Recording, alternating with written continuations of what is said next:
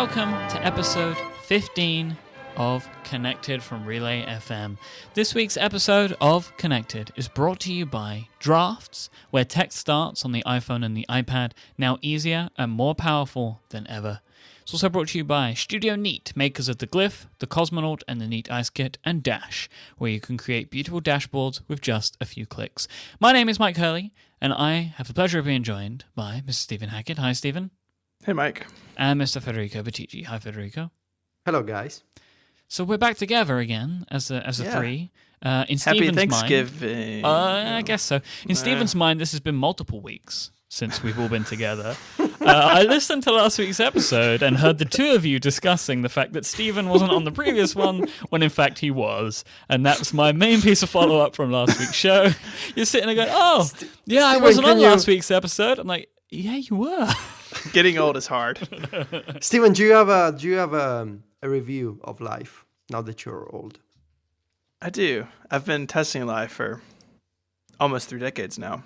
And it's You like it's kind of mean in places. Mm-hmm. Stephen, are you ready to give thanks? Yes, Thanksgiving tomorrow here in the world's greatest country, if you will. We don't celebrate it here. Yeah. Yeah, I mean, it's, time for family and friends and eating food that I was trying to explain to you guys earlier that sounds like when you describe what a Thanksgiving meal is out loud, like you realize why everyone thinks of Americans as like fat, terrible people because it's terrible fattening food, but it's so good. On Upgrade this week, Jason quizzed me about Who's how Jason? much Jason Snell. You do another show? No. Joking. This is just a memory that I have. He quizzed me on how much I know about Thanksgiving, and I don't think I did very well. I know about the turkey. Yeah. I think I'm actually an expert about Thanksgiving, even though I live in Italy. Like I watch a lot of TV shows where they have Thanksgiving, so I think I have an opinion on Thanksgiving. Yeah, I was saying that most of the knowledge that I have about Thanksgiving comes from Friends, like the TV show Friends. Yeah. So. Oh, Friends, the TV show, you mean, not just Friends in real life. Yeah, the Friends, the TV show. You watch Friends, Mike? I have. Have you never seen Friends? You must. No, never. Oh. It's really old. I don't like to watch like old stuff because it makes me feel old. I watched a lot of it whilst it was happening. No, I was too young. I was thinking about Harry Potter and We're the Pokemon same age, back then. buddy. We're the same age. No, really, you age differently in the UK. I wouldn't it's a disagree metric. with that, actually. We get very old very quickly. We're getting we had a bunch of sad moments already. We should talk about happy stuff. Well, it's not as sad Like as the when Macintosh you guys... Classic No. 2. I'm not letting you go along yet. I need to just point out the fact that again, you said that I died. Well, eventually that will be true. One day it's going to happen, and then you guys are going to feel really bad about it. Yeah, You think? it's true. I do. I do think. The question is, so we need to deal with this. Relay doesn't have a successor if No. one of us dies. No. We should have a relay Interesting. testament. Like the New Testament? It will What? be newer. You can send the emails to Mike. Yeah, it's an interesting thing. No, we went longer than we normally do before we proclaimed your death. And when it happened, it was sort of accidental. But then it continued many, many times. Well, I mean, once you step over that line, there's no reason to go back. Like, just keep going. Let's do some follow-up. The Macintosh Classic 2 Aquarium Perfect. Next. is pretty awesome. By a listener of the show and friend of all humanity, Ryan M. shares with these, and you should check them out. And I kind of want to build one, so I might do that. We'll see. This is really nice. It's cool, right? What type I would actually buy a Mac for this. What type of fish would you keep in your Macintosh? I think you have to keep a beta. But he would just sort of crash into the walls accidentally sometimes. It's a statement on the current state of Apple software in the fish that I picked.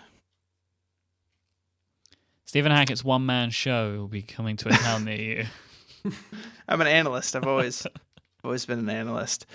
Yeah, I was. You know what? You know what you should do, Steven? You should start doing posit tweets. Nope, not doing that. Jason Snell in the chat room. Apparently, the original Macquarium was by Andy Inacto. It's hard to say. Inatco. Agakaka. And so there is an HTML document in the show notes. Federico, where are the show notes? So, the show notes are a webpage where you can find all the links and the stuff that we mentioned in the episode. And basically, like the web works thanks to DNS, and DNS is basically a way to associate domain names with IP addresses from servers. So once everything is working correctly, you can use a web browser, such as the WAP browser on your Nokia phone, or like one of those internet navigators that you get in car entertainment systems. You can go to relay.fm thanks to DNS /connected/15, and you will find a link to the Macquarium, to all the links that we talk about, and hopefully many interesting things from the web. That is really one way of putting it. Thank you, Federico. Sure. It's good. That was my posit. That was my posit. Thank you. Mike, can you talk about Android Wear? Not with any any real knowledge. That's yes, fine. But I do know this is the case, and it's something that is brought up quite a bit to us and many others. When you guys were talking about the Apple Watch last week, it is worth noting that Android Wear has offline GPS and an offline music player, so you don't need to be connected. An offline music player could actually, and probably is, something that the Apple Watch will have via Bluetooth, because you can store music on it. Why else would you store music on it if it's connected to the phone? But we don't know any more details about that yet. I, until today, forgot that I have an Android Wear watch, and I'm happy to Yeah, remember. it's one of those things that you buy while you're out. I'm getting better at that now, by the way. Like you don't go half conscious walking around buying stuff anymore. Not as much. I appreciate that. That's good news, I think. I spent quite a bit of time last week, a lot of time, upgrading my Nexus 5 to Android L. What's an Nexus 5? It's an Android phone. You know that. Okay. No, I really don't. That was Really? an honest question. Like I thought it was one of those tablets that Google used to do. That's the Nexus 7. Nexus See, 5. I don't know. How am I supposed to know? Because the number denotes the screen size. I thought it was the model. You Nope. know. 4-inch. Thanks the 4 for was telling 4-inch. me. 5. It's 5-inch. The Nexus One was really tiny. I mean, the iPhone 5 is called the iPhone 5. It's not a 5-inch screen. Yeah, I know. Because in theory, it's the fifth iPhone. It's funny now that my Nexus 5, the screen feels tiny. It's like, this phone is minuscule. I spent so much time trying to do all the crazy things that you have to do and use the command line and all that sort of stuff. And I finally did it, and then was like, why did I do this? And then just turn the phone off again. I don't know why I did it. That's a rousing review of Lollipop. It looks nice, but I don't really know what I'm attempting to get out of it. So I have it sitting on the desk. Maybe I'll spend a bit more time playing around with it. And then maybe I can can switch to Android again. I don't want to do it again. I think to fully enjoy Lollipop, you gotta put on one of those fancy shirts that Matias Duarte has. I only wish I could pull off shirts like the way that he does. I bet Federico can. Yeah, I bet. I don't have one of those kinds of shirts. I'm gonna get Matt Alexander to find a shirt like that, and then I'm gonna ship it to you along with the Nexus phone, and then you can conduct the experiment. To me, was this some sort of punishment? No, just an experiment. Mm-hmm. That's kind of weird, but okay. Homescreen.is has Can I launched. talk about this? This was my link. I would like you to talk about it very much. So it turns out that people really like to take a look at other people's home screens. And there's a new service by BetaWorks, the company that has many, many apps and services, such as Instapaper and Dig. And now they have this website called homescreen.is, IS. And it's also an iPhone app that lets you share your iPhone's home screen. And what's nice is that when you share this screenshot, they do some sort of analysis on the image, and they recognize the apps that you have installed. And when you go to the web page, you can click the icons, and it shows you a description of the app. So when you take a look at other people's home screens, you can see links to the actual apps that they use. This is nice, but there's a problem. The problem is the status bar. And the problem is that the app doesn't clean the status bar I mean, it's not just me anymore, because Apple on OS X Yosemite, they do clean the status bar when you do a screen recording of an iOS device with QuickTime. Obviously, it is clear that at this point that the clean status bar is the way to go, and this home screen service doesn't clean the status bar. So when you go to the home page and you browse the gallery of home screens, you see all these mess of low battery indicators and low signal, or perhaps some weird carrier name, and it's really sad. It's like walking around in a cemetery, I think, of what? status bars. Okay, I like how it's like this is a real problem. I think mainly this is a problem for you. I think nobody is more affected. Well, there must be some engineer at Apple who thought that the status bar was a real problem too. So hopefully my soulmate is working on the QuickTime team at Apple. Whatever you are, I don't know. Whoever you are, you're a great person. They're in QuickTime tune. engineer. They're totally in tune with you. Yeah. How does everybody feel about this home screens sharing service? This is a real problem, Stephen. I cannot believe that you don't agree with me. I do agree with you, but I mean, maybe you're not as Homescreen passionate. 2.0. You can't launch the perfect product. You have to improve it, and maybe that's how they improve it. Iteration. It is a pretty cool. It's a pretty cool app. I mean, yeah. I have noticed. So if you haven't seen one of these, maybe I can put ours in the show notes. But you click on it, and it has the apps that people have on their phones, but it gets it wrong sometimes. Like, it's pretty good, but sometimes it gets it a little weird. The other thing that's really interesting, looking through these on their homepage, is how many these are jailbroken. Like on their homepage right now, out of the 12, it looks like at least 2, maybe 3 are jailbroken. A little surprising to me, but I used to jailbreak all the time. So did I. Never. Long time ago. Never did it. That's not true. Come on, Mike. No, I've never jailbroken an iPhone. Really? It's just us and several tens of thousands of people. You can tell the truth. I don't know why I would have done it.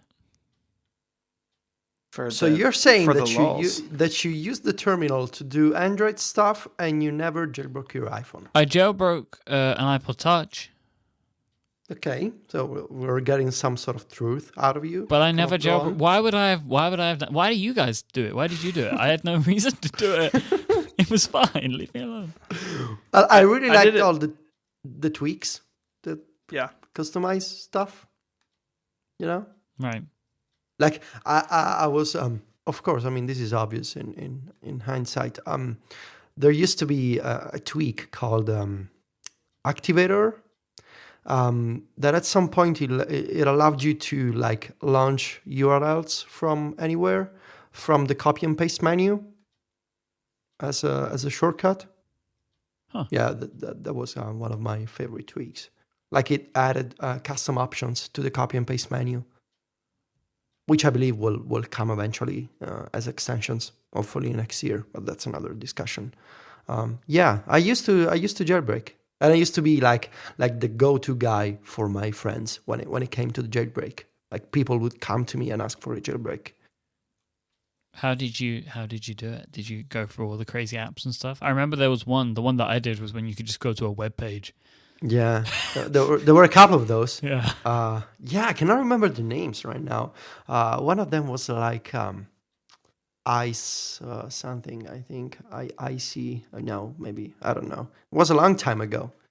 Back when, what's the name of the guy who got in a dispute with Sony? Geohot?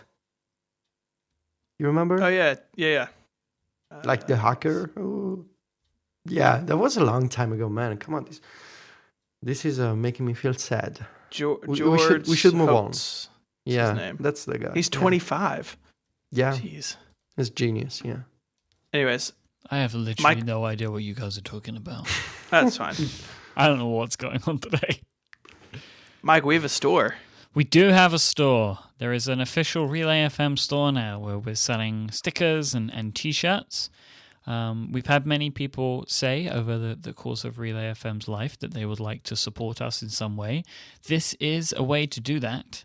You can go and buy stickers of your favorite shows, and you can buy T-shirts of your favorite podcast network.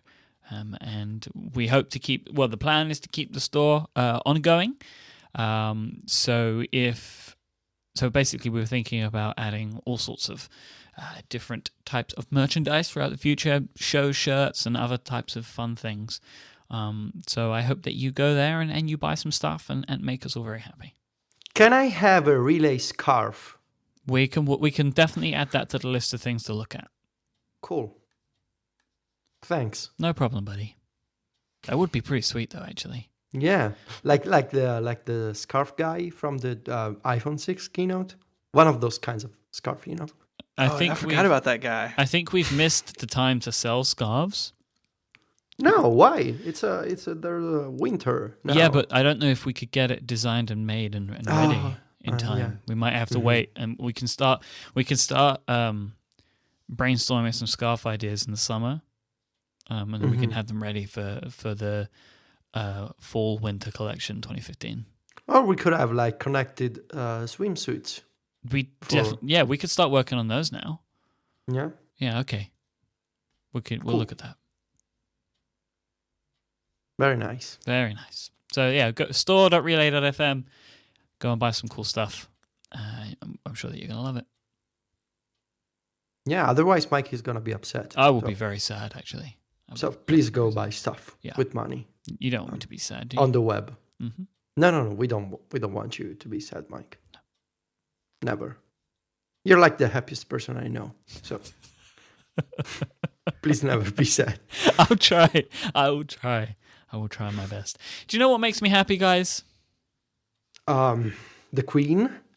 The Queen, and also Drafts by Agile Tortoise. Drafts is the quick and easy way to capture and share text on iOS, and it is one of the most popular productivity apps on the App Store. And it's gone to a whole new level in Drafts 4. Federico, Yes. would you please be able to explain to our listeners what Drafts is and why it's the best? It is an awesome app if you want to quickly enter any kind of text and save it. And by save, I mean whether you want to save it just into the app or whether you want to send it to any other app on your phone or iPad or on the web. So basically, Drafts lets you create all these actions. And actions can be something simple as take this text and do a Google search for this text. Or you can say, take this text and make a tweet out of it, or maybe make a tweet and then post it to Facebook at the same time. So you can do this basic stuff, but the real power of Drafts is in the way that it lets you create actions that have multiple steps. So you can, for instance, connect multiple apps together and create these complex actions that when you start combining those with the fact that you can write in Markdown in Drafts and that you can have these custom keys above the iOS keyboard, it basically becomes a really powerful solution to enter text and make it go anywhere. It is one of my most used apps on my iPhone, on my iPad. I use it all the time to just save text and forget about it, and later I can do stuff with that text. For example, when I want to create a new task in Todoist, which is the to-do management app that I've been using lately, I just open Drafts and I just type the name of my task. Then on another line, I type the due date of the task, and with an action, I just need to tap a button and it opens the Todoist app and all the information is already filled for me, and I just need to tap save and the task is saved. So this is just an example of the kind of, I think, flexibility that Drafts has. There's a whole layer of advanced draft functionality that I mean, it's too much to go into detail right now. I think the best part is that Drafts is a simple app, and it can remain a simple app. And even when you want to unlock all the advanced features, it still is a simple app that you just need to open and type. Because at the very basic level, you just need to tap the icon and save text. So that's really, I think it is when you can make a powerful app but still make it remain simple. That's a good feature. Good design. Thank you, Federico. I couldn't have said any of that better myself. You should go right now to agiletortoise.com/drafts to find out more, although really Federico has told you everything you're ever going to need to know, and you should already be rushing to the App Store where you can search for Drafts 4. It's available on the iPhone and the iPad. It's universal now and looks fantastic on all of the screen sizes. It's optimized for the 6 and 6 Plus, and it looks great. So go right now and get it. Thank you so much to Agile Tortoise and Drafts for sponsoring this week's episode of Connected and helping support Relay FM. So guys, what do we have on the dock today? I have a little small topic that I want to talk about. Please tell us all. Me. I would love to. I saved this as topic 0.5, as in it's a really peculiar and quick mention. So I tweeted yesterday that I was looking for an iOS version of ImageOptim. So ImageOptim is this crazy, magical, powerful Mac app that basically takes any image and it makes it smaller, not in terms of size, but in terms of file size. So like how many megabytes or kilobytes it weighs. And I use this app all the time on my Mac Mini server to optimize the images that I use on Mac Stories. So instead of being like 2 megabytes, it's like 1 megabyte, and the quality is most of all, it's in general, it's the same quality of the image. It's just smaller because it uses algorithms and magic, I think, to optimize files. So for me, that's huge because it lets me save money in CDN costs. So now that I've been using the iPad Air 2 every day, I basically don't use my MacBook anymore. I only open my MacBook to talk to you guys. I don't have an iOS version natively on the iPad of ImageOptim. And I asked yesterday because I was hoping that I actually ask this every couple of months. I was hoping that maybe in the past few months somebody came up with an iOS version of ImageOptim. Turns out that it's not possible because licensing problems with the GPL. I never actually understood what it means to have an open source GPL license, but it appears that it's not possible to get open source software with this kind of license into the App Store. So there's no ImageOptim on the App Store. So I started looking for a solution. I thought that maybe I could optimize my images in Python using Pythonista. I kind of came up with something. I wasn't super satisfied because the savings that I was getting, they were not as significant as using ImageOptim on my Mac Mini. So I gave up on replicating that kind of workflow in Pythonista, and after much consideration, which means just a couple of cups of coffee after dinner, I decided that I wanted to keep using ImageOptim on my Mac Mini server because that was the best way. But I wanted to change the kind of workflow that I have on my iPad. So now I cannot talk about the specifics because the app that I'm using is not out yet. So let's say that hypothetically I have Nice. this way to automate the iOS 8 document picker and the iOS 8 like the document picker when it lets you open files and when it lets you save files. So right now I'm using this sort of workaround. Using the native iOS document picker, I pick an image from the camera roll. Using the same picker, I put the image with a clean status bar and convert it back to JPEG into the Dropbox app using the Dropbox document extension. On the Mac Mini, Hazel basically opens ImageOptim. ImageOptim optimizes the image in like a second, and it puts the file into another Dropbox folder. Into this workflow on the iPad that I have, another document picker comes up. It lets me take the optimized image from the Dropbox document extension, and then I use this new app that is called Dropshare, which is basically the app that I was waiting for that lets me upload screenshots natively to the Rackspace Cloud Files CDN, and all this back and forth, and it means that in like 5 seconds, I have my image with a clean status bar, thanks to Dr. Drang and to the clean bar script that he put together last year. I have an image with a clean status bar, converted to JPEG, optimized on the Mac Mini with ImageOptim, and uploaded natively on iOS to Rackspace using Dropshare. And I have a link to the image in my clipboard. So I'm happy about this. Is that as fragile? Better. Is that as fragile as it sounds? No, that was my concern as well. The only problem, so yeah, it's kind of fragile, but it could be worse. And I think it's more stable than what I used to have.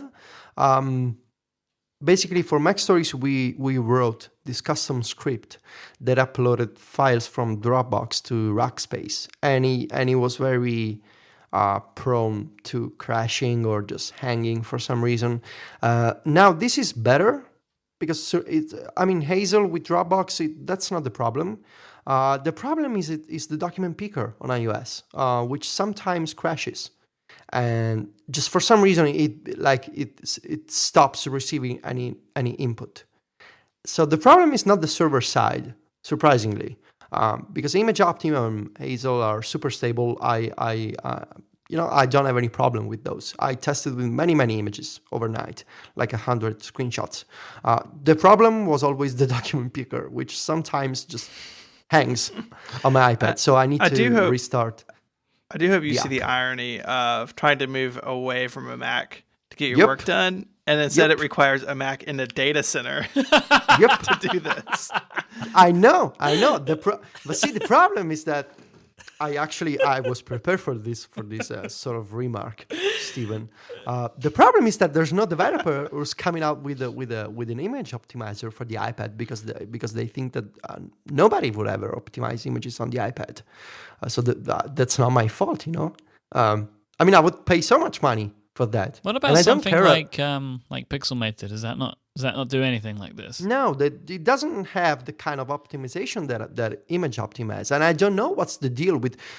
Correct me if I'm wrong, but is the world of open source licenses kind of messy?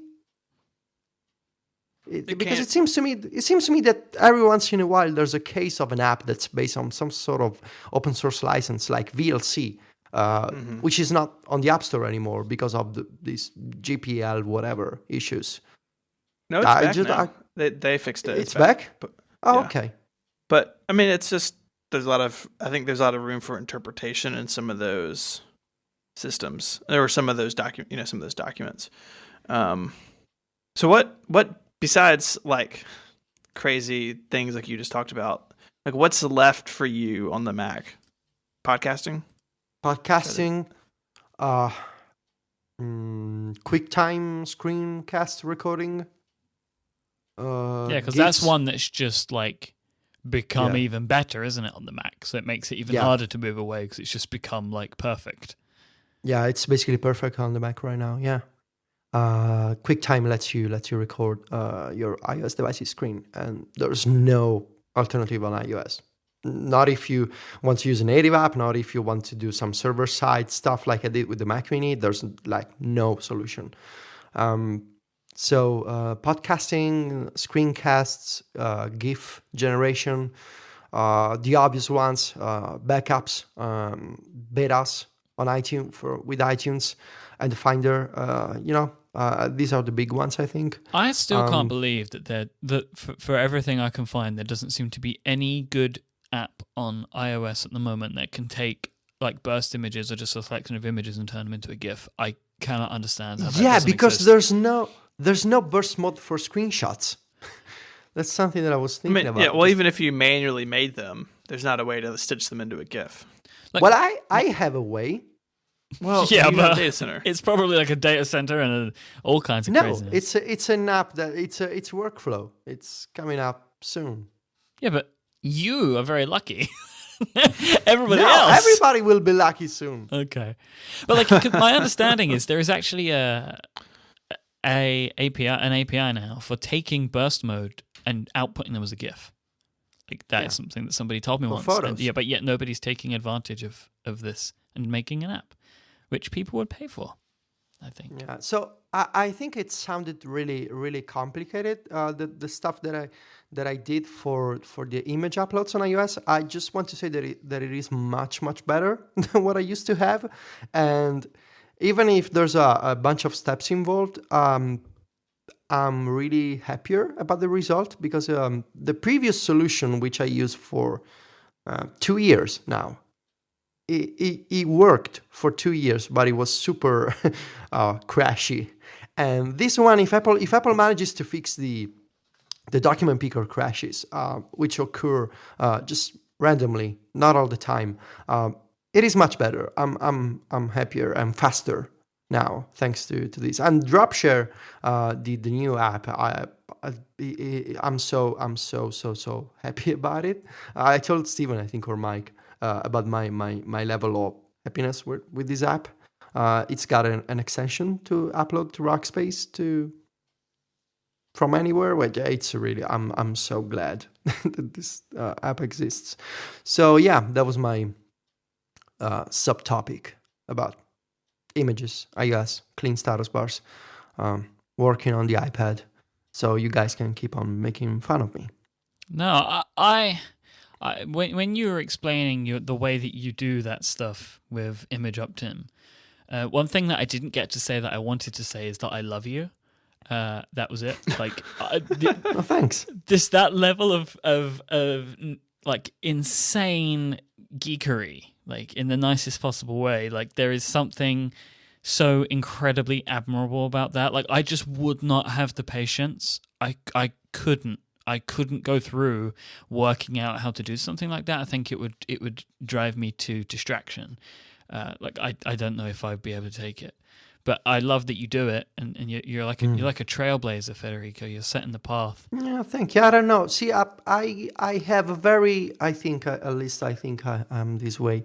I think I have a very practical approach to automation. Like I used to do automation just for the fun of automation. Now, for the past year, I think, especially, I've been doing, scripts and automated stuff, only if it's really useful and makes me faster and basically earn more money. So, for instance, I have all this workflow for MacStories deals, and I showed you, Mike, the result. It lets me gather discounts from the App Store in a second. And sure, it took me an afternoon to put together the latest update to the workflow. I've been working on it for the past 12 months. But the result is that I'm, the links with MacStories deals, they happen so quickly. I used to do all this stuff manually, and now it takes me just a couple of seconds. So yeah, I think automation in general, it's like when it's practical, when it has a real benefit, when it's not just a demonstration, I think it's more fun, when you see the result. And as well, talking about the document pickers, I mean, this seems to kind of been like not that great an output in the end because of the bugs that are there. Like, does anybody know if Dropbox is ever going to actually appear and work? I mean, it shows, but it doesn't work, right? Is that still the case? What do you mean it doesn't work? Well, I mean, maybe it might be fixed now. Maybe I'm not paying enough attention. But it was like, say, for example, you'd open Pages and you'd go to the document picker, and Dropbox would be a selection, but it didn't let you select Dropbox as one of the iOS 8 document pickers. Am I very late on this? Has this been fixed now? No. I know that people were complaining about that. I haven't checked in Pages lately because I don't use Pages. I'm in Pages now. Yeah, so I select it from the list, so I turn it on, but it doesn't show up. I know this is also a problem with Google Drive, I think. Yeah, I think it's also. So the way that I'm using it, it lets me pick an image and it lets me export an image to Dropbox. I think it is kind of annoying that you need to change the location in the document picker every time. You cannot set the document picker to open in Dropbox mode by default. You need to tap on the location button in the top left and change from iCloud to Dropbox. Hopefully next year that will be a default setting. So maybe this is an iWork apps problem that I'm referring to as opposed to a Dropbox problem. Hey, Probably. Man, iWork, huh? We should try it in the cloud. No. Can we skip to the next topic, please? We can talk about our friends at Studio Neat. That's what we can do. This episode of Connected is brought to you by Tom and Dan at Studio Neat. They are a design company with just those 2 employees, and they make cool stuff with the aim of making your life that little bit more delightful. I'm a huge fan of the products that these guys make because they make really great stuff, and I want to talk to you about the Glyph today. The Glyph is an accessory that lets you mount your iPhone to a tripod or prop it up at an angle, like a kickstand, so you could maybe watch a movie on the plane or something. But the Glyph, the new version of the Glyph, it can actually fit any phone. It's now adjustable, so no matter how big or small your phone is, you will be able to fit it into the Glyph so you can attach it to a tripod and take some fantastic photos. The Glyph is something that ends up being useful in a ton of situations, especially with all of the new photo and video apps that keep appearing these days, and the great cameras on the iPhone 6 and 6 Plus. It's something that just gets more and more useful, and it's a great gift for anyone who's getting a new iPhone this holiday season. Now, Tom and Dan have suggested a couple of things that you can do with your iPhone over the holidays this year. So you could maybe take some family portraits, so you're not the person always left out of the pictures. So like, where is Stephen? He's never in the pictures. Well, it's because he's usually taking them. But now you can mount your iPhone to a tripod and use the Glyph and take advantage of the timer feature that's in the camera app to make sure you get the perfect shot. Maybe you could prop your phone up and take a time-lapse video of all the chaos of wrapping paper being torn apart on Christmas morning when your family are opening gifts. It seems like the perfect thing to AirPlay to the TV later that day, like that kid did in the Apple Ad many years ago. Or you could set your Glyph up in front of the fire and create some beautiful slow-mo video in the evening if it's something you'd like to do. With the Glyph and some nifty apps at your disposal, your phone can do so much more than just take still photos and videos. And talking about apps, Studio Neat make their own app. It's called Slow Fast Slow. It makes your slow-mo videos even cooler, and it's now free on the App Store. So head on over to studioneat.com, check out the Glyph, check out Slow Fast Slow, and all of the other cool stuff that these guys make. And whilst you're there, you can get a 10% off anything at studioneat.com if you use the code CONNECTED at checkout. They have some great stuff there. They have some great gifts for the holiday season. Studio Neat are a great company, and we thank them very much for supporting this week's episode of Connected and helping us out at Relay FM. You know how we make fun of Mike for buying things? Yeah. Now it's you? my turn. Now it's me. What did you buy, Steven? I bought a Pebble. Now? Yeah. We talked about this, how I might do it, and I did it. Oh, because of the experiment to understand wearable devices better. Well, the idea was to see if, in particular, wrist notifications, if those were like helpful. So little history. I backed the Pebble on Kickstarter, got it, and reviewed it in March of 2013. Was not very kind to it, but it has come a long way. iOS, the way notifications work on iOS, has come a long way. I still have many complaints, which we might get to, but since Friday, put it on Friday, I have been wearing it every day, all day, and making my wrist vibrate when things happen on my phone. Mm-hmm. So Has your wrist fallen off yet? It's still there. point number So, one is you should just turn the vibrate motor off. As a veteran Pebble user, that's what I'm claiming myself to be now. It's better to just have that off, and just you actually tend to notice the light come on your wrist. If you don't see it, you probably don't want to see it, so the vibrate motor kind of just gets in the way. That would be my suggestion. Like, just turn it off and keep it off. Yeah, I've been using it so far just as it is out of the box. There have been a couple times, as I'll talk about in a second, where I've turned it to like phone call only. But so far, I've been running it just as God intended it out of the box. And I feel just objectively that I have a lot fewer notifications coming to my phone than most people. And it's still going off all the time. And it's annoying to some degree. I think the vibrate would help, and I think maybe starting on Friday I'll make that change and run it for a week that way. But for now, just as it is out of the box, it's really a lot of things going on. Well, it depends all what the time. notifications you have on. If it's going off all the time and that's a problem, then either the issue, I think, will be you will feel a lot better if it's not vibrating. The other will be maybe you still have too many notifications turned on if you think it's too much for you. Yeah, and I've whittled my notifications down on iOS to like critical stuff. But a good example of something that I do is I have a couple like messaging apps. They only allow them on my phone to change the badge, and they can't make sound and they can't light up the screen. But if I unlock my phone, hey, it's got a badge on it, I need to check it out.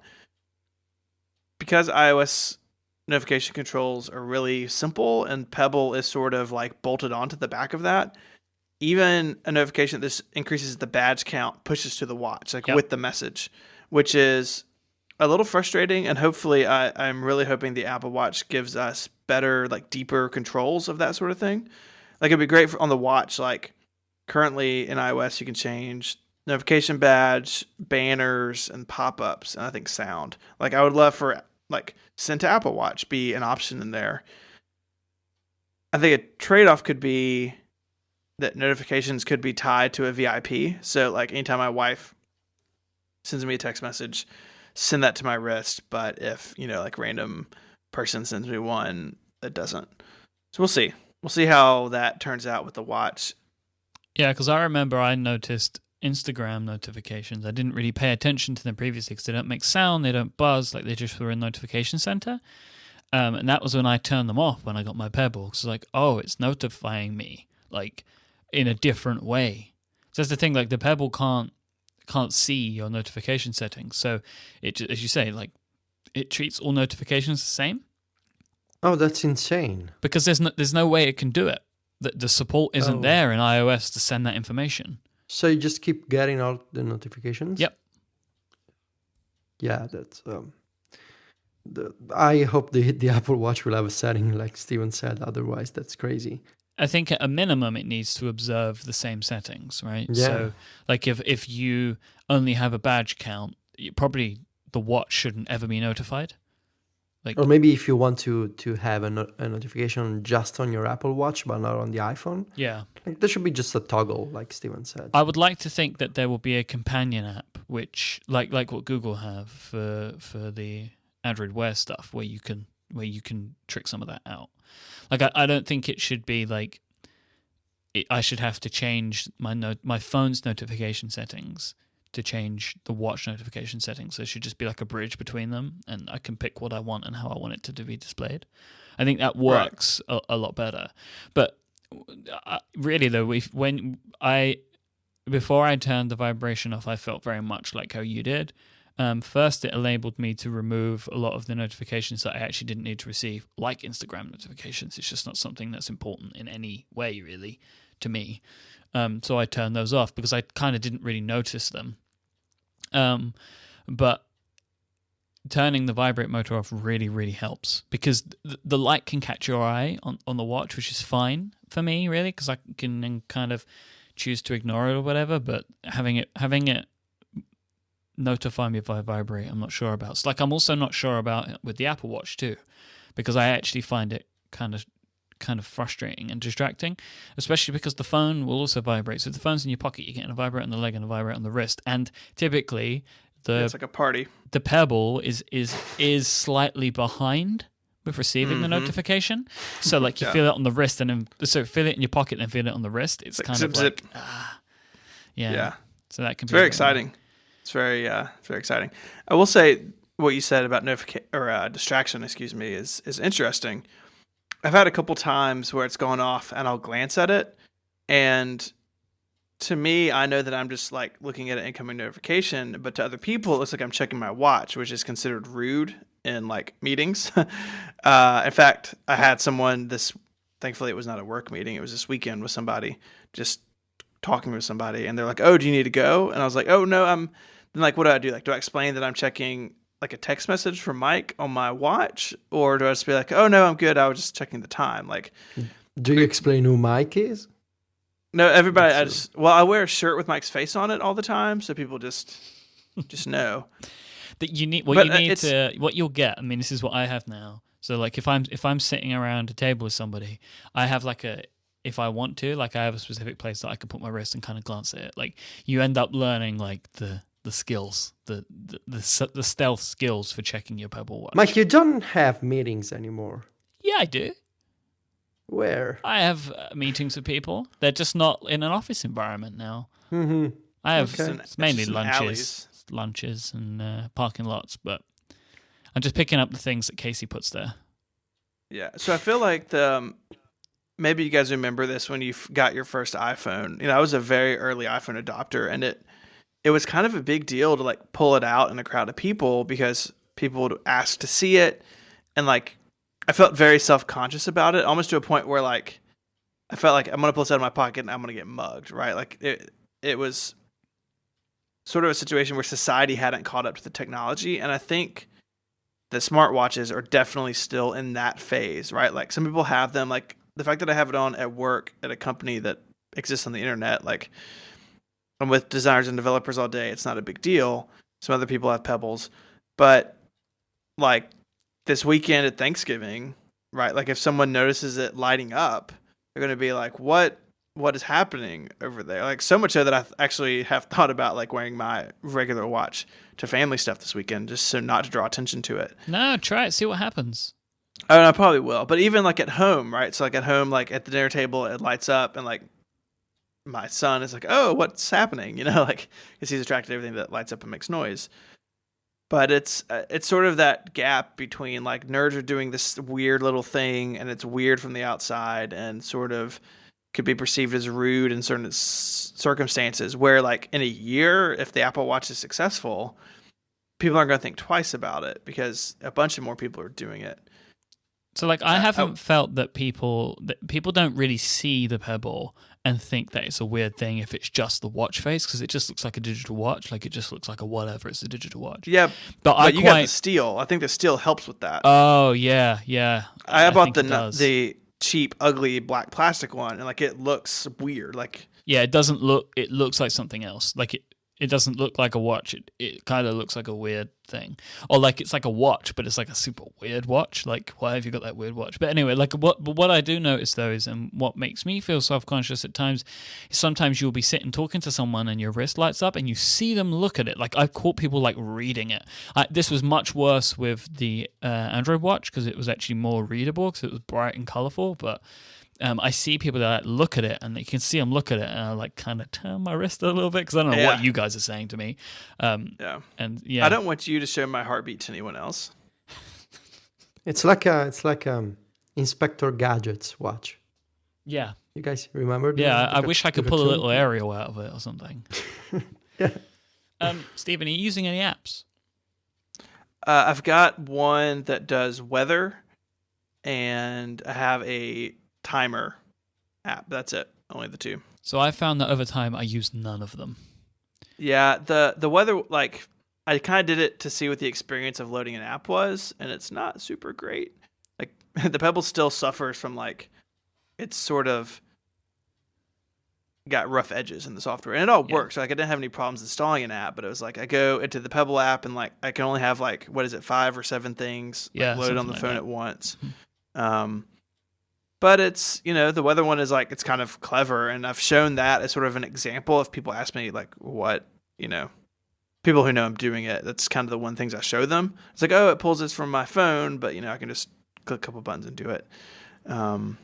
But yeah, it's weird. I'm gonna keep doing it I'm gonna do it for the remainder of the 30 days and kind of see if my thoughts change. But currently, like, the idea is really interesting. I think risk notifications could be really useful, but you have to have like complete control over the way they work. And right now, with iOS and the Pebble, you don't.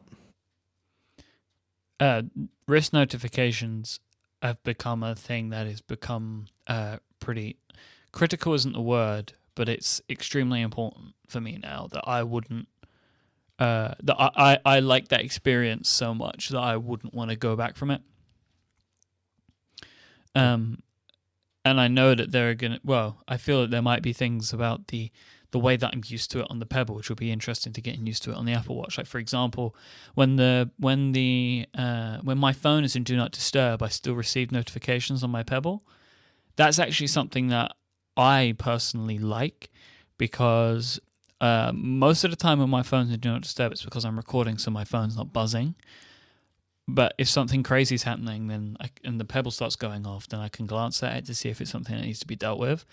I'm going to assume that as you would think logically, that the Apple Watch will probably observe Do Not Disturb on the phone. I think so. I would imagine so. So there's like, it's just interesting. I'm not saying one is better than the other. I think it's just going to be interesting for me to make that transition now, because I'm so used to the Pebble, having used it for as many months as I've used it. Yeah, I will say that even after just a week, I'm more interested in the Apple Watch than I was before. Like, seeing how far the Pebble has come in a year and a half since it's been out, and kind of seeing where those holes are, where you can imagine what Apple could do because they control the whole stack. The Pebble's riding on top of what iOS does. They don't have any special hooks. It's really compelling to see, kind of how they flesh some of this stuff out. And it seems like maybe 2014 is almost over, so hopefully we don't have too far into 2015 before we know a lot more. But I do know, having used the Pebble for the time that I've used it, that I will be buying an Apple Watch as soon as I possibly can. You will? Yeah, I will, definitely. Because I think from just on a base level, it's going to have everything that I like about the Pebble. And it's going to have a lot more. My only concern will be battery life. So how have you found the battery life on the Pebble? It was about 60% when it came out of the box on Friday. And I charged it for the first time 2 nights ago, so Monday night. But it was only at like 20%. I just did it because I was sitting at my computer for a while. It had not run down. So, I mean, if you take that out, that's, easily 4 or 5, 6 days. You'll get like an extra 2 days out of it if you turn it off at night? Yeah, I have been doing that. So I've been doing that because I leave my phone on at night. It's in Do Not Disturb. But even if I take the watch off and put it, like, my nightstand drawer comes out and it's full of junk, so I still my Pebble in there, it sounds like a bomb going off if it vibrates. So I've been powering it all the way off when I'm not wearing it at night, and that, I feel like that's definitely helped me. That's 6, 7, 8 hours at a time where it's just off. Yeah, it's best to turn it off. Federico, do you have any thoughts, questions, posits, or anything like that to share with us about this topic? Not really. I'm just waiting for an Apple Watch, see how much it costs, and I'm personally, I don't think I really need notifications on my wrist all the time, because I spend most of my days at home working, and when I'm out, I usually don't care about work stuff. And if I get a notification that I want to check out when I'm out, it's either a message that I need to check out on my phone or a phone call. So I don't really see the appeal of being able to glance because I don't have this kind of I don't commute, I don't walk to get to work. I really don't need to I really don't need to sit up in bed and get your iPad and your I don't need easier access to notifications. And when I'm out, I don't want notifications at all. So we'll see. As I told you guys before, my interest in wearable devices is more about the wearable part rather than the notifications part. So we'll see. And that's an interesting sort of dividing line where the Pebble is very much about notifications. Like, yes, you can put some apps on it, but they're very basic. You can control audio from your iOS device, but it's actually really cool to like pause a podcast without having to like get my phone if my hands are wet or something. But the Pebble, the bulk of what it does is notifications, and you could say that it's. I would say that it's like Apple hasn't really sold us on a single reason the Apple Watch exists, but notifications are a big part of it. But I don't think it's as big of a piece of the pie as it is on the Pebble.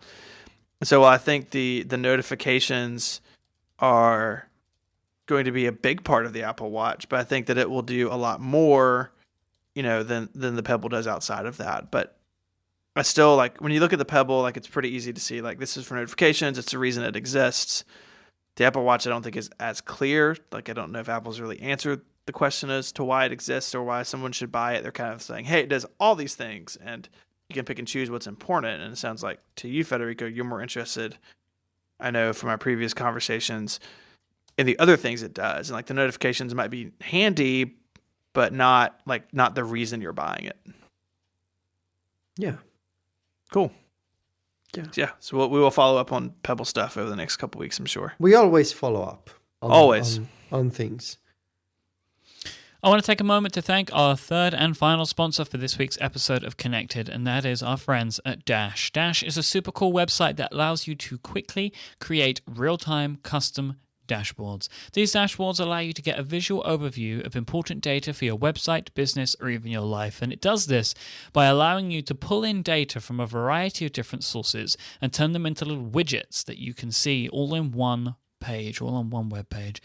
They have services like AppFigures, Google Analytics, GitHub, Twitter, Chartbeat, and many more. Maybe you have a YThings scale like Federico does. You can pull that information in. But also, maybe you have some information in a web service or something like that, and you want to pull that in yourself so you have some of your own data. Dash has an API that allows you to share data from Dropbox or from anywhere around the web and create your own custom widgets to see basically any information that you want. So let me say, give an example of the type of thing that you may use for this. So maybe you have a podcast network called Relay FM. If you did, then you may have the @Relay_RelayFM Twitter feed pulled into Dash, along with information about Google Analytics. You know how many people are on the site. Maybe you have the iTunes top charts in there as well, so you can see what's going on in that world. And GitHub issues as well, to see track what's going on the site. You can have all of that in. Or maybe you want to create a Dash dashboard for your favorite sports team and have Google News pulled in and their Twitter stream pulled in and stuff like that. Basically, you can pull all this stuff in there and create any kind of experience that you want. The pricing model for Dash is a lot like GitHub. Everyone gets unlimited public dashboards so that you share your live data with the community. There is a directory of all the different dashboards that are out there, and you can go and view them and you can get inspiration, or you can actually subscribe to somebody else's dashboard. So you're able, say there is one for that sports team. Somebody's already created it. Well, great. You can just bring it into your account and then you're able to view it whenever you want. But if you upgrade to their Pro account, which is $10 a month, you'll also get unlimited private dashboards too. So these are just for you to see. They're not put into the community. So this is where you might want to put all your personal data. Like, for example, the information from your YThings scale, unless you're very open. Dash is currently running an awesome limited time promotion, though, for listeners of the show. If you sign up for a free account today at thedash.com, you'll also get one private dashboard in addition to your free account's unlimited public dashboards. There's no credit card required, and you keep your private dashboard forever. So there's no reason why you shouldn't be trying this out. I bet you're going to love it. So go sign up right now at thedash.com. Thank you so much to Dash for supporting this show and Relay FM. So Stephen, tell me about what Twitter did today. So Twitter had a release. Actually, I don't even know if it was a press release. They sometimes sort of just drops things on their support pages. You can find a bunch of links in the show notes. I saw it first on Recode. That basically, gist of the release is that to build, and I'm quoting, a more personal Twitter experience, that Twitter is going to begin collecting a list of apps installed on your mobile device. And the list of apps will kind of go into their big machine that decides what ads are most relevant for you and sort of, make their ad platform more valuable, which I have I own an ad-based, company. Like, I don't have a problem with the ads at all. Where it's icky a little bit is that they're collecting a list of applications that you have installed. Now, to be fair, before we get into this, you can turn it off, but it is opt out, which I think is the wrong default. I think it should be not opt out, but it is. They seem to be rolling it out. Some people on Twitter today have said that, hey, I can't turn it off. Other people say they can't turn it off yet, which is not common, right? Twitter rolls things out slowly. It's a huge service. They can't just flip a switch and everyone get a new setting box. Why? So it seems to be, it's the way web apps are huge. Like, and I mean, like the cynic, which I think, Mike, you said in our chat earlier, is like, they do it so you'll forget about it. They will say that they will notify you about the feature when you've been opted into the feature by giving you a prompt in your app. Okay, that's not so bad then. If they so tell me, I'm okay with it. I don't care. But I don't use the Twitter app. It's not even installed on my phone. So, like, I guess maybe if I log into the web, I'll see it. And I'm not convinced that I'm going to go in. Like, I have a bajillion Twitter accounts. I'm not going to go in and turn it off on all these things. But it reads like they can't. Like, I'm not going to be any good to them because I run Tweetbot, which is like a whole nother topic. But that's kind of like the news of the day. They're going to be looking at the apps on your phone and putting that in their ad machine. So, I don't like crazy. I don't like it. People went a little crazy. There's a lot of debate on how they're doing it. There's a really interesting post by our friend Nick over at RealMac saying that, it's probably by URL schemes, which is a pretty good way to see what's available on your device, but not every app has URL schemes, so it might not be a perfect picture. It is the only way to look at the apps that you have installed. Yeah, because there's no manifest that an iOS that's available to sandboxed apps.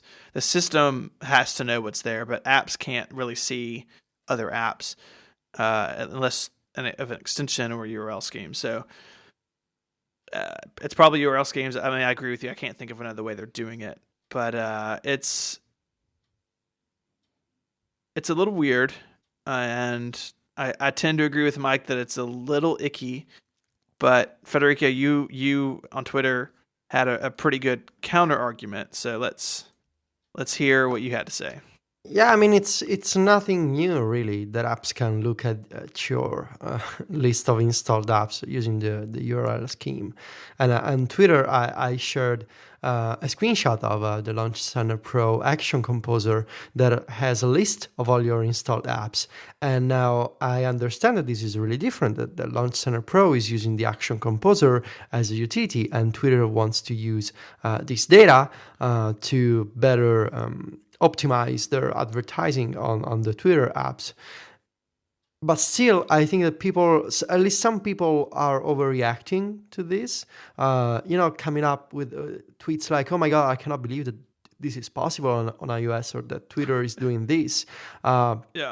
Because I think that they haven't been paying attention, and I think that what also annoys me is that I do believe that most of these hate, I would say, is related to the fact that some people like to make fun of Twitter, and especially the Twitter app for the iPhone and iPad, because they use something like Tweetbot and Twitterrific. And I think that whenever Twitter announces a new feature for the Twitter app, now this is not a feature, I understand that, just let me go on with the argument. Every time Twitter announces a new feature, they usually make fun of it or they criticize it. I think that people need to come to terms with the fact that Twitter doesn't care about third-party apps anymore. Either you accept it or you stop using Twitter, I guess, at this point. Because I guess that a hard truth that people don't want to accept is that the Twitter they see in the third-party client is not the real Twitter anymore. It's a legacy Twitter, and it is up to you, I guess, to understand that or not. And but it is undeniable that if you keep using third-party clients, you're gonna miss out on many parts of the modern Twitter experience. Now, this stuff about the ads, I mean, you can say that it's icky or that it's weird for many other companies that use ads. You know, you could say that about Apple, you could with iAd, or you could say that, of course, about Google. You could say that about Firefox, which now has ads on Mozilla on the Firefox homepage. So, you know, I mean, you could say that it's weird, that it's personal. I don't think that having a list of all your installed apps, which by the way is a list that many other apps can look at, and you don't even know, because they don't need to ask you for permission to access that list, because it's basically just looking at a URL and determining whether that URL, like tweetbot:// can be opened or not. It's really simple. And so many other apps can do that. There wasn't a big deal about this before.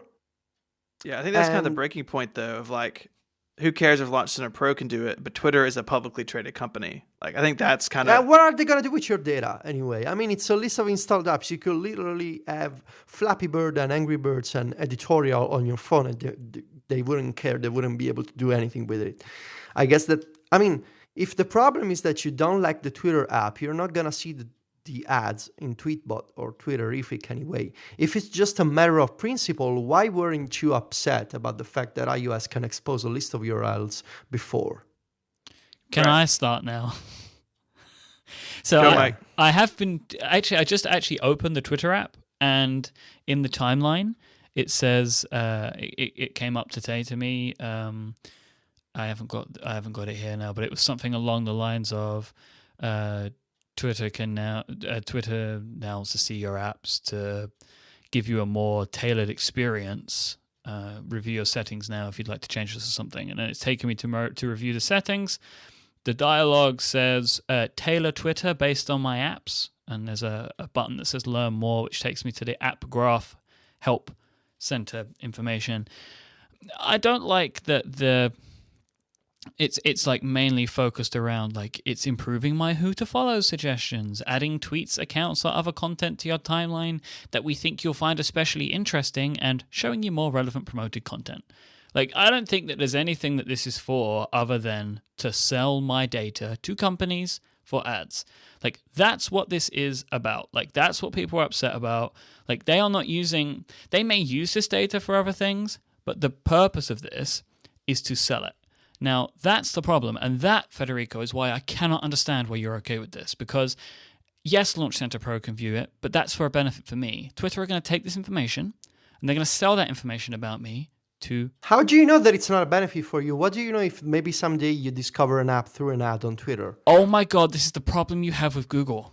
This is the exact same thing. Google sell your information to advertisers so they can show you ads. Oh, are you seriously comparing the fact that Google can read my email to the fact that Twitter can see what installed apps you have on your phone? Nobody's reading your email. It's the same. What do you know? So I don't understand, why is Twitter creepy and Google is not, that they've been doing much worse with the kind of content that they get access to? It's the idea. It's like the change of Twitter. Like, no, it's the fact that people are in love with this idea of Twitter seen through Tweetbot or Twitterrific, and that's okay. It's just not Twitter anymore. That's what drives me kind of crazy. But I don't like that. I don't like that the company's changing. I don't like it. Right? Yeah, see, that's not up to you. I know it's not up to me. I'm not saying it is, but it doesn't mean that I can't have emotions about it. I don't like that Twitter is changing. And I don't like that it's changing away from what I like, and I don't like that it's changing from my perspective for the worse for what I like to use it for. I don't like that.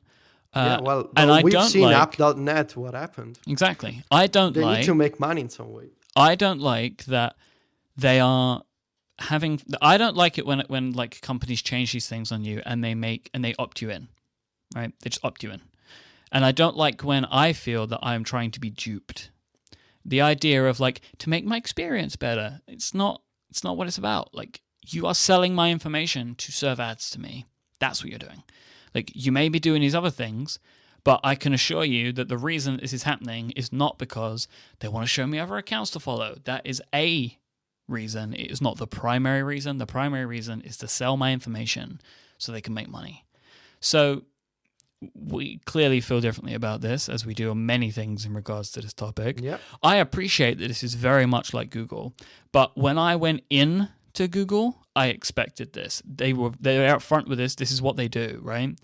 This is not necessarily what I expected from Twitter, and Twitter's become such an important part of my life.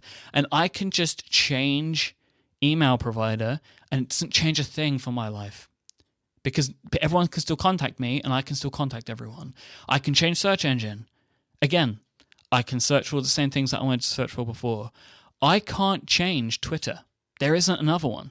And if I go, there used to be, but they went out. Yeah, but that's the problem. Like, anything that pops up, it's not the same, because all of the stuff that I get out of it is not there. People can't contact me in the same way that they could before. All the things that I like in the company are gone, and I think that's why it upsets people. Other companies, when they do these things, like Google, everything that they do, you can just change it, and it doesn't actually have a detrimental impact on you in the same way that this does. If you love Twitter and what you see as Twitter, not Twitter the company, Twitter the service, right? The API service. If you love that the same way that everybody else does, when it changes, and when it looks like it's going to change, it looks like it's slipping away from you, like, I feel it as a concern. And like, the other thing about this is, I'm starting to wonder now, how far will I let them go that I wouldn't let other companies go? Like, like, I've turned it off now. I don't care anymore. Like, it's done with. But what will they do? Like, what could they do? And like, oh, by the way, now we read your DMs and we sell that information. Like, am I okay with that? I don't know. But they're Probably. not doing that. No. I'm not saying they're doing that. I didn't say that. I said, how far could they go, right? So I'm imagining this like 1984 hellscape, right? How far will I let Twitter go before I leave? Like, and I think I would let them get away with more than another service, like Facebook or something. I just don't understand why people are so upset about this, while Facebook and Google can do much worse, by looking at your data. But the reason is, I think, because you can go elsewhere for these other services. No, where can you go elsewhere for Facebook? To Google Plus? Yeah, but you just don't have an account. Like, but my point is, like, if I don't want a Facebook account, like, I can just get rid of it, and it doesn't actually make any impact on my life. And I think a lot of nerds are the same, because it seems that like this Twitter-loving nerd doesn't really use Facebook in the same way as the general public. So it's like, whatever, I'll just let it go. Like, you hear many people don't even have a Facebook account. Like, I have a Facebook account. I only have it for like the few people that send me group messages that way, and for events that people might send me to. Other than that, like, I don't upload photos there. I don't look at the wall. I don't look at anything. With Gmail's Google stuff, I can just use any of the competing services. It doesn't really affect my life in the same way. If I leave Twitter, I leave Twitter, like, not the company, like that service in Tweetbot that I look at all day, every day. And currently there is no replacement for that for me to get a similar or the same experience. That is my concern. Like, I understand that what they are doing is the same as so many companies, and many companies that I don't have a problem with. And it's not about the fact of what they're doing. It's my personal problem. My selfish concern about the fact that the service that I loved is changing in a way that I didn't want it to change. I appreciate that it's selfish, and I don't have any right to tell them what they can or can't do. But it doesn't mean that I can't be upset about it, because it upsets me. Where does that leave us? That's my whole point. Is what I'm trying to say is, like, what do we do? Like, what do we do? Like, I don't think we can do anything. And is that a good thing or a bad thing? When I say either you get used to it or you leave Twitter, you understand that I have a point, right? Because I know. I'm not saying you don't. That's what I'm saying. Like, that is what I'm saying. I'm just coming at it from a different angle to you. You're being more positive about it than I am. Yeah, I mean, there's no real alternative to Twitter, right? There was App.net, there was Tent.is, and we've seen how things have played out there. And if you don't let Twitter become what it wants to become, you're not gonna have the Twitter API that you know and love anymore anyway, because it needs to make money in some way, And clearly, you cannot be the service that millions and millions of people use if you put a paywall or premium features instead of advertisements.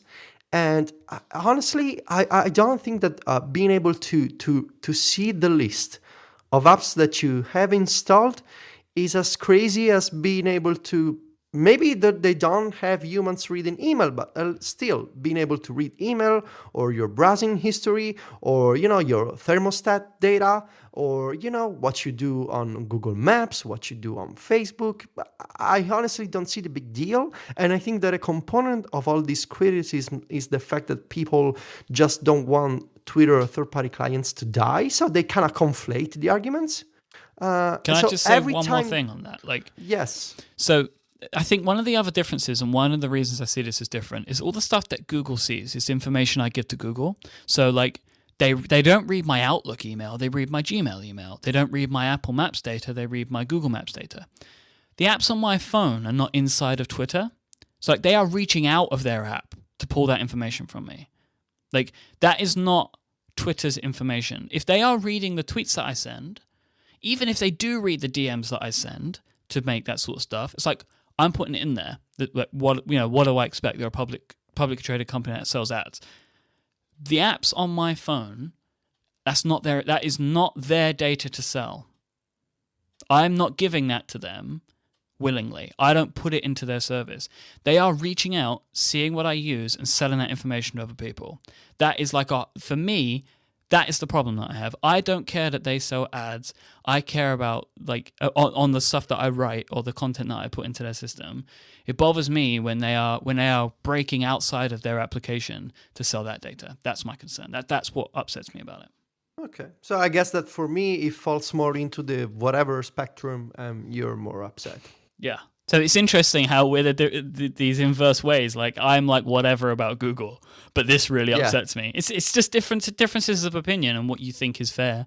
I don't think this is fair. But don't you think, Mike, that not just about today's news about the ads and the installed apps, don't you think that in general, whenever Twitter does anything new to their iOS app, people are upset because it's not coming to the third-party API? Yeah, because we want our Twitter to be safe and amazing forever. I appreciate that is not our decision to make, and that is their decision to make, and we shouldn't be so upset about it. This search thing, I think Twitter are well within their right to keep that out of the API. That is a compelling reason to use the app. And I think that's their decision. I don't think people should necessarily be upset about it. I think that there's a preconception to hate Twitter in many people. Not you, Mike, just in general. Of course, you gotta despise the new feature that Twitter puts in the iPhone app because it's evil. Yeah, and that's especially when you don't try the app. Like you talk about the Twitter app as some sort of rumor or legend that you heard. So many people say, "Oh, whatever, the Twitter app," and they never try the app. I just don't understand. People are scared. People are scared of what Twitter were going to do. No, not the app. People are scared that Twitter, the company, is going to take their thing away. Right? That's how people feel. I think that's inevitable. Yeah, I know. Hey, I think that's why we're even more scared, because we know it's going to happen. It's just when, right? It's not if. Yeah. Federico, I agree with you that there's some people I follow on Twitter, in the Apple space, who are just wash their hands of it instantly. And I think part of that is the fear that Tweetbot or Twitterrific or whatever you use, we are, to whoever's point it was an hour ago, we are legacy Twitter, right? We use it the way that Twitter worked back in the day. I, for one, can't really imagine the internet without Twitter. If Twitter implodes or people move on, unless something replaces it that is very similar, I will miss it. It is a very central part of what I do on the internet, and very central to Relay success. All of our fans are on Twitter. We talk to people on Twitter. It's how we get the news out about things. It's very weird to think about that going away. But I do think nerds like are more inclined to frown upon this thing because like we do know in the back of our heads like this is one more thing that like one more stone on like the scale and it's going to tip and third party clients are going to be done, and I think that's inevitable. And what makes it weird is like I know that I'm going to like have to use the Twitter app, not from a perspective of like they do all these things that are kind of weird. I'm kind of in between the two of you on this, but like I don't want to use the Twitter app. It's just not, in my opinion, an app that I don't enjoy using it. I have used it for periods of time in the past. I don't like the way that it works. I like the way Tweetbot works, like, so it kind of clicks with the way I think. And so that's part of it too, right? Like I have this habit of using this app that works the way I like it. And one day that'll probably stop.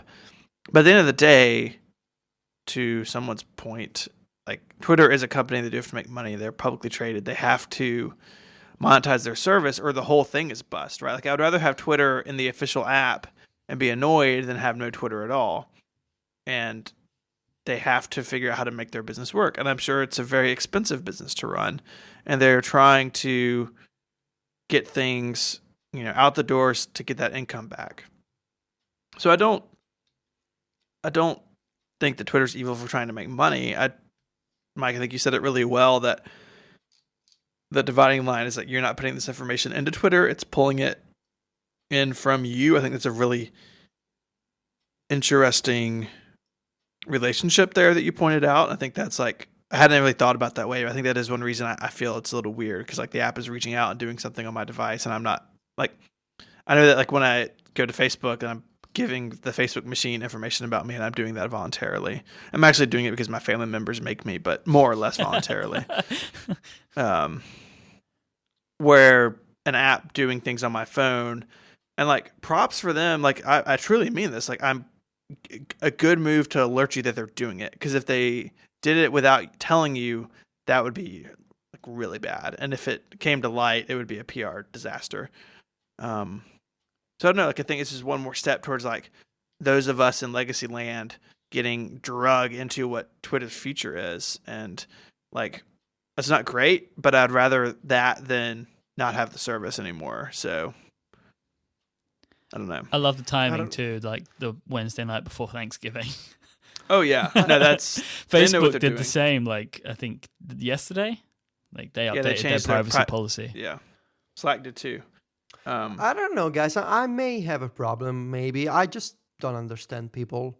Like, I don't understand how can you not miss entire parts of the Twitter experience in third-party clients and not at least be curious to see what's up in the official app. Like you cannot send pictures in DMs in Tweetbot and Twitterrific. And Twitterrific doesn't even show you tweets with multiple photos in the timeline. They don't show you animated GIFs. I guess the Tweetbot does now. Like you're missing out on dozens of features, and people just don't care. I go in and look every now and then, but like I don't like the way that it handles remembering my place in the timeline, for example. I don't like that.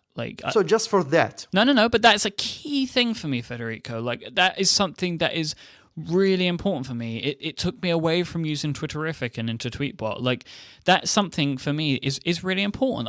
I like that. I mean, because a lot of people are tweeting while I'm asleep, and I wake up in the morning and I like to read back from where I left off. Like that's one thing that's not the main thing. It is a thing. It's a big thing, and that's something that I really like. There are things about the layout of the Twitter app that I don't like. I don't like that. Like the favorite button is like right there, and I keep hitting it whenever I'm scrolling through. There's a bunch of little things, but the Twitter app does some stuff a lot better. I really like the notification view. I think it's fantastic. Like the way it shows someone retweeted a tweet that you were mentioned in. Like nowhere else can give you that information.